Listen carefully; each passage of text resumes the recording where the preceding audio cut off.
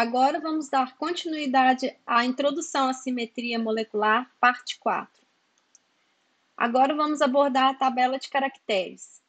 A tabela de caracteres, ela reúne todas as operações de simetria comuns aos grupos. As propriedades de simetria das moléculas definem o seu grupo de pontos. A partir do seu grupo de pontos é identificado o símbolo de Schoenflies. Para cada grupo de pontos, existe uma tabela associada. A tabela de caracteres mostra todos os elementos de simetria do grupo de pontos ao qual pertence determinada molécula. A tabela de caracteres também descreve como vários objetos ou funções matemáticas transformam-se quando submetidas às operações de simetria. Uma tabela de caracteres é completa. Qualquer objeto ou função matemática relacionada a uma molécula pertencente a um particular grupo de pontos deve transformar-se de acordo com cada uma das linhas da tabela de caracteres desse grupo de pontos. Aqui está um exemplo da tabela de caracteres. Por exemplo, para o grupo de pontos C2V, que é o grupo de pontos da água, nós temos as operações de simetria, que estão listadas aqui em cima, que são separadas por classes. No caso, identidade, C2, sigma V, XZ e sigma VYZ. Nessa tabela, nós observamos também a área 1, onde nós temos os tipos de representações correspondentes às representações irredutíveis de cada grupo. Esses símbolos eles foram introduzidos por R.S. Millikan. Aqui nós temos na tabela a área 2, que é a área onde nós temos os caracteres da representação irredutível. Em seguida, nós temos a área 3, onde temos os modos X, Y e Z, que são os modos ativos na região do infravermelho, e as rotações Rx, Ry e Rz, que são os modos ativos no espectro rotacional. Em seguida, nós temos na tabela a parte 4, que são os modos ativos no Raman. No futuro, vocês vão estudar no curso de Química o que são espectroscopia de absorção na região do infravermelho e o que são espectroscopia Raman. Vocês vão ver isso com mais detalhes lá na inorgânica C3. Bom, continuando, quando a gente observa uma tabela de caracteres, esses caracteres aqui da área 2 significa 0 se o orbital não se altera quando você aplica a operação de simetria nele. 1, o orbital muda de sinal. E 2 significa que o orbital sofre uma alteração mais complicada. Ou seja, também nós vemos aqui na tabela de caracteres, nós temos, quando a representação for A ou B, nós temos uma degenerescência igual a 1. Quando a representação for E, a degenerescência do orbital é 2 e quando for T, ela é 3. No caso do grupo de pontos da água, todas as degenerescências são iguais a 1. Na área 1 da tabela, nós vemos também esses símbolos A1, A2, B1 e B2. Significa que A e B são representações unidimensionais, E, representação irredutível bidimensional, T ou F, representação irredutível tridimensional.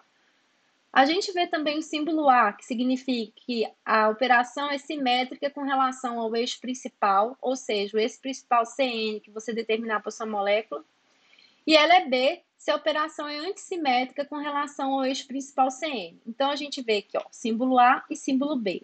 Se a gente fizer um CN, se ela for simétrica, como é o caso aqui 1 e 1, a representação é do tipo A. Se ela for antissimétrica, como o caso foi feito aqui, uma rotação C2, e deu menos 1 e menos 1, a representação aqui é do tipo B. Os subscritos 1 e 2 são para A e B apenas. 1 significa que a operação é simétrica com relação a um C2 perpendicular ao CN, ou se esse eixo C2 perpendicular ao CN não estiver presente, se for perpendicular a um plano vertical. Então, quando a gente observa aqui, ó, no sigma V, nós observamos o caractere 1, que significa que essa operação ela é simétrica, ou seja, se você aplicar a operação de simetria, você vai chegar numa posição igual à inicial. Isso significa que nós temos o caractere 1. Se for igual a 2, significa que a operação é antissimétrica com relação a C2 perpendicular ao CN, ou se esses eixos não estiverem presentes, perpendiculares a um plano vertical. No caso, esses exemplos aqui, ó, A2 com relação ao sigma-V, a gente vê 2 e aqui B2 também antissimétrico, ou seja, menos 1. Na área 1, nós podemos também verificar grupos pontuais que nós vamos achar linha e duas linhas, que significa linha simétrica com relação ao sigma-H, ou duas linhas antissimétricas com relação ao sigma-H.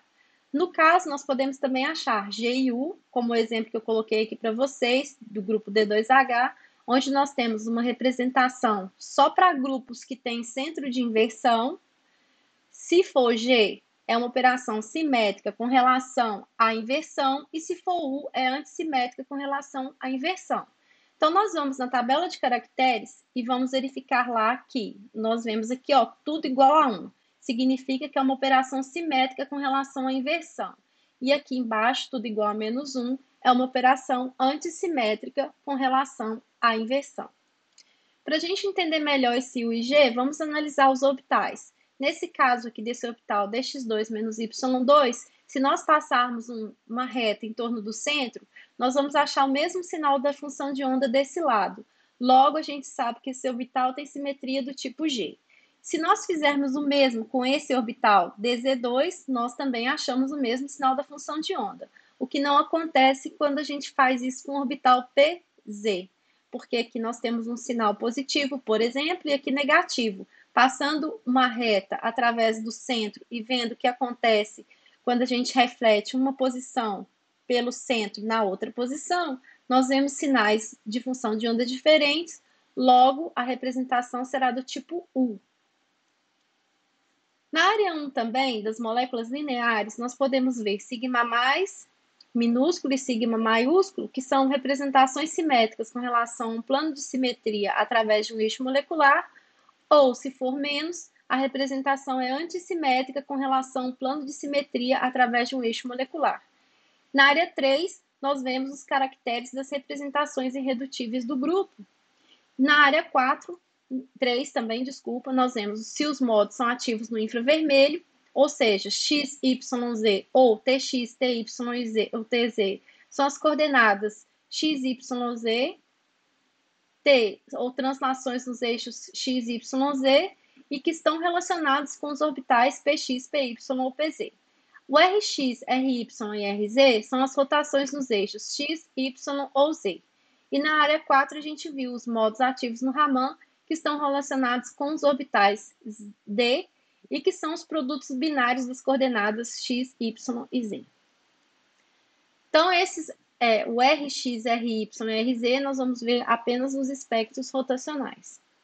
Então, observando aqui a tabela de caracteres, aqui analisando a área 3 e a área 4, aqui onde a gente vê alguma representação, significa que esse modo vai aparecer tanto no infravermelho quanto no Raman. O modo A2 vai aparecer somente no espectro rotacional. E o modo EVA, no caso dessa tabela do grupo de pontos C3V, vai aparecer tanto no espectro de infravermelho quanto no espectro rotacional e no espectro Raman. Então, uma coisa que eu coloquei de observação para vocês é que estar entre parênteses significa que esse modo é duplamente degenerado. E aqui em cima nós vemos que as operações de simetria elas são desenhadas em itálico. Para a gente poder entender melhor isso que está sendo falado, vamos obter as representações para os orbitais px, py e pz num grupo pontual C2V. Então, aqui está a tabela de caracteres e aqui estão os orbitais pz, py e px. Se a gente quiser saber qual que seria essa representação na tabela de caracteres, basta nós fazermos as operações do grupo de pontos C2V. Então, vamos lá. Fazendo a identidade com esse orbital, ele não se altera. Então, é uma representação do tipo 1. Se nós fizermos um giro de 180 graus, que significa fazer um C2, com esse orbital, significa passar um eixo aqui e girar ele em torno de 180 graus, a gente vê que o mais continua na mesma posição e o menos na mesma posição. Significa que é uma representação que não se altera. Se a gente fizer um sigma V XZ, que seria esse plano que passa cortando o papel aqui, o plano XZ, que é o plano que divide esse orbital ao meio, nós vemos também que o lado de cá é positivo e aqui é positivo, negativo, negativo, logo não se altera então uma representação do tipo 1. E se nós fizermos o sigma V YZ com esse orbital, que significa passar um plano YZ, seria o plano do papel, plano YZ. Também não vai alterar os sinais das funções de onda. Logo, essa representação desse orbital é do tipo A1, porque todas as operações que eu fiz com esse orbital, me deu uma representação do tipo A1. Logo, esse modo vai ser ativo no infravermelho e, se fosse no Raman, também seria ativo. Então, aqui eu coloquei para vocês qual que seria o resultado. Agora, vamos imaginar o que acontece quando a gente faz com esse orbital. Se nós fizermos uma operação identidade, ele não muda, ele fica como 1 também. Mas se nós fizermos um C2, que está passando aqui no eixo Z, o sinal positivo vai para o lado do negativo, o negativo vai para o positivo.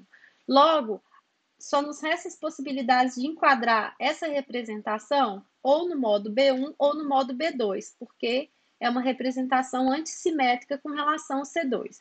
Em seguida, se a gente fizer um sigma V XZ, que significa passando aqui, dividindo a molécula ao meio, significa que esse sinal é diferente desse. Logo, a representação vai ser antissimétrica com relação ao sigma VXZ. Logo, ela é menos 1. E, finalmente, se nós fizermos um plano de simetria YZ, significa o plano do papel, ele não muda de sinal, logo é uma representação 1. Então, esse orbital é uma representação do tipo B2. Então, aqui eu coloquei de forma simplificada para vocês. 1 é simétrica com relação ao CN, 1 é simétrica com relação ao plano vertical. No caso do primeiro, foi uma representação do tipo A1. Agora, pegando o terceiro exemplo, que seria fazer a mesma coisa que a gente fez com o anterior, que significa fazer um giro. Primeira identidade vai ser igual a 1. Depois fazer um giro de 180 graus com relação ao eixo Z, a gente verifica que vai mudar assim de posição, o negativo vai ficar no lugar do positivo, logo é uma representação do tipo menos 1. Se nós fizermos, então, o plano VXZ, sigma VXZ, dividir isso aqui ao meio, vai ficar metade positiva, metade positiva, metade negativa, metade negativa. Logo, o sinal vai continuar igual, ou seja, mais 1. E, finalmente, se a gente fizer o plano do papel, que seria o plano sigma V YZ, a gente observa que o sinal que está para frente é diferente do que está atrás. Logo, é uma representação do tipo antissimétrica com relação ao plano sigma V, é uma representação do tipo menos 1. Então, a gente chega à conclusão, comparando com a tabela de caracteres, que essa representação só pode ser uma representação do tipo B1. Esse modo vai ser ativo no infravermelho, como a gente pode ver aqui, e também no Raman. Quais são as aplicações da teoria de grupo? Primeiro, é determinar a polaridade de uma molécula. Uma molécula não pode ser polar se ela pertencer a qualquer grupo que contenha inversão. Qualquer grupo D e seus derivados, grupos cúbicos, T e O, grupo icosaédrico e suas modificações.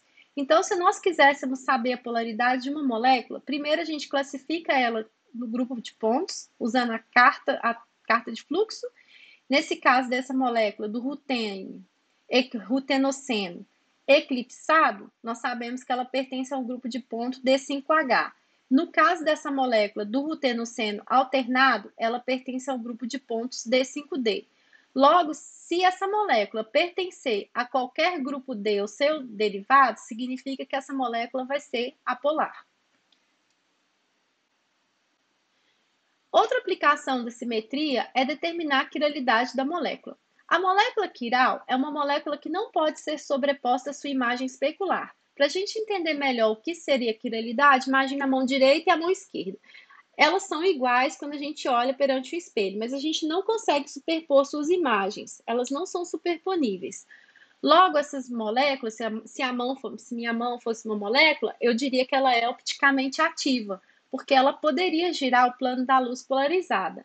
Uma molécula quiral e a sua imagem especular são chamadas de enantiômeros, ou seja, no caso, a minha mão direita e a minha mão esquerda seriam chamadas de moléculas quirais e o conjunto delas é chamado enantiômeros. Uma molécula não pode ser quiral se ela possuir um eixo impróprio. Então, o teste de quiralidade de uma molécula, segundo a teoria de grupo, é não possuir um eixo impróprio.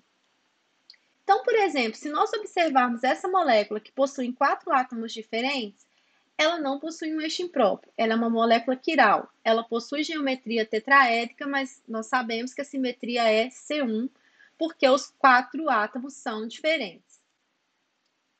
Agora, se nós pegarmos um íon quaternário de amônio, essa molécula não é quiral, apesar de parecer, porque essa molécula ela possui um S4. Se a gente girar essa molécula de 90 graus, girar para cá e depois fizer uma reflexão, a gente vai achar a parte de baixo igualzinha à parte de cima. Como essa molécula possui um S4, essa molécula ela não é quiral.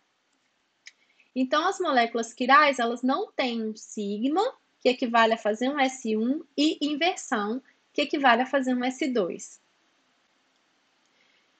Outra aplicação da simetria é determinar as vibrações moleculares, determinar se os modos vibracionais serão ativos no infravermelho e no Raman.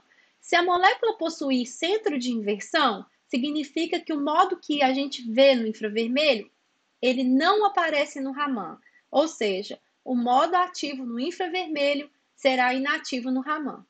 Para ser ativo no infravermelho, é necessário que haja variação no momento de dipolo da molécula, ou seja, moléculas apolares não são vistas no infravermelho. Tem que haver uma vibração molecular que faça com que a molécula deixe de ser apolar para que apareça o sinal no espectro de infravermelho. Exemplo de vibrações moleculares podemos encontrar na molécula de água. Aqui está representado o estiramento simétrico, que seria os átomos de oxigênio sendo esticados, fazendo esse movimento para baixo, puxando, e esse átomo, hidrogênio sendo puxados e o oxigênio para cima. Logo, esse tipo de estiramento é um estiramento do tipo A1. Por quê? Se nós aplicarmos operação identidade, não muda de sinal, fizermos um C2, não muda de sinal, ó, vai continuar da mesma posição. Se fizermos um sigma VXZ, ele não muda de sinal. E se fizermos um sigma VYZ, que é o plano aqui, não muda de sinal. Logo, é um modo vibracional do tipo A1, ele é ativo no infravermelho.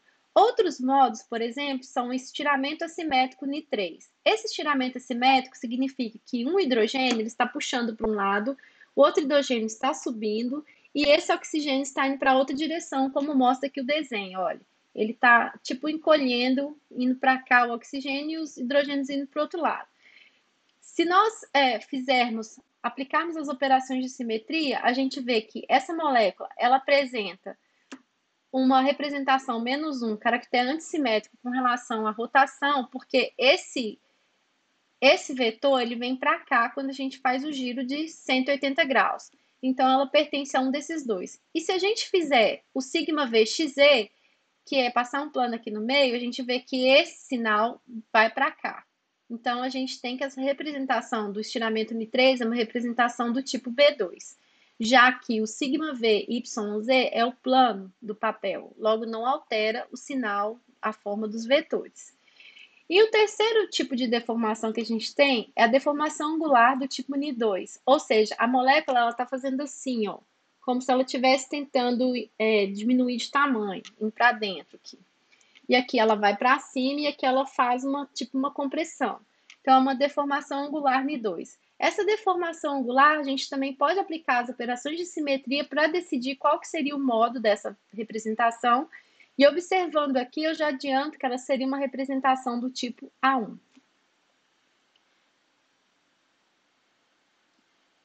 Então, aqui na tabela, os modos A1, que seria o modo este modo e este modo, são modos ativos no infravermelho. E o modo B2 também, ele aparece no infravermelho. Logo, os sinais referentes a esses dois estiramentos e essa deformação vão aparecer no espectro da água. Então, eu escrevi aqui, coloquei para vocês uma tabela que mostra melhor o que seria esse estiramento simétrico, que envolve mudança no momento dipolar, mais distância entre os hidrogênios positivos e oxigênio negativo, que é ativo no infravermelho, o estiramento antissimétrico, que é a mudança no momento dipolar, que envolve a mudança nas distâncias entre hidrogênios positivos e oxigênio negativo, é ativo no infravermelho, e a curvatura simétrica, que é a mudança no momento de dipolar, que é um ângulo que varia entre os vetores da ligação OH que se alteram, que também é ativo no infravermelho. Para vocês entenderem melhor como a posição dos átomos altera as vibrações moleculares, eu coloquei o exemplo da cis-diamine de cloro paládio, onde a gente observa as amônias e os cloros em posições cis, e essa molécula ela pertence ao grupo de pontos C2V. Então, se nós classificarmos esse tipo de vibração molecular a partir da análise da teoria de grupo, a gente verifica que essa vibração molecular é do tipo A1 e essa vibração molecular é do tipo B2.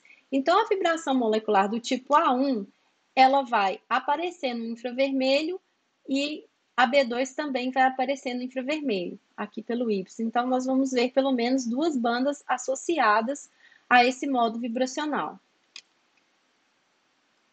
Agora, se nós observarmos o complexo na posição trans, ou seja, os cloros e as amônias estão trans, o grupo pontual dessa molécula vai ser D2H. E, consequentemente, as vibrações moleculares de estiramento, no caso esta vibração, vai pertencer ao grupo de pontos AG, e essa vibração pertence ao grupo de pontos B2U, o que significa que o modo AG ele não vai aparecer no infravermelho, ele não vai ser visto, enquanto o modo B2U vai aparecer. Aqui a gente verifica isso, segundo a tabela de caracteres. Então, AG é o modo inativo no infravermelho e o B2U o modo ativo no infravermelho. Aqui nós vemos o espectro de infravermelho dos dois complexos. Então, o complexo cis é o complexo aqui da linha vermelha, onde a gente vê aquelas duas bandas que eu falei com vocês, pois os dois modos são ativos, e o complexo trans é a linha azul, onde a gente vê apenas uma banda, que é referente às vibrações moleculares. Então, somente de mudar da posição cis para trans, a gente verifica que a gente consegue caracterizar essa diferença através da espectroscopia vibracional na região do infravermelho. A outra aplicação da simetria é para nós desenharmos os diagramas de energia de orbitais moleculares, pois, a partir das combinações lineares formadas por simetria, nós podemos utilizá-las para construir os diagramas de orbitais moleculares, porque a gente pode caracterizar simetrias que são parecidas, para então fazer a combinação linear das funções de onda, lembram? Que só pode combinar orbitais de mesma energia ou de mesma simetria? Em resumo, a tabela de caracteres permite uma análise sistemática das propriedades de simetria de uma molécula. As moléculas que pertencem ao mesmo grupo pontual terão os mesmos elementos de simetria, e nós podemos aplicar o estudo da simetria molecular para determinar a polaridade de uma molécula, determinar a sua quiralidade, analisar os modos vibracionais espectros na região do infravermelho e construir diagramas de orbitais moleculares a partir das combinações lineares formadas por simetria. Bons estudos e até a próxima aula!